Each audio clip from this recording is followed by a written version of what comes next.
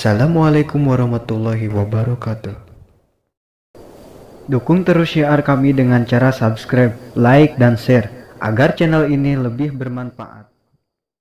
Menerangkan tentang nasab keturunan Syekh Abdul Qadir Jailani.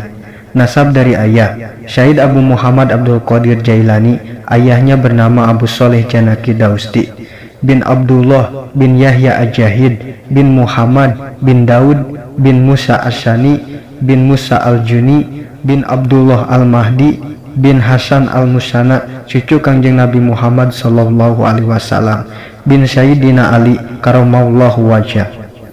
Nasab dari ibunya, Syahid Abdul Qadir Jailani. Ibunya bernama Ummul Khair Ummatul Jawhar Fatimah bin Sayyid Muhammad bin Abdullah Asyumi bin Abi Jamaluddin Asy-Syayyid Muhammad bin Al-Imam Sayyid Mahmud bin Thohir bin Al-Imam Abi Ato bin Sayyid Abdullah Al-Imam Sayyid Kamaluddin Isa bin Imam Abi Alauddin Muhammad Al-Jawad bin Ali Ridho Imam Abi Musa Al-Qadim bin Ja'far Shodiq bin Imam Muhammad Al-Bakir bin Imam Zainal Abidin bin Abi Abdillah Al-Husain putra Ali bin Abi Thalib karamallahu wajah.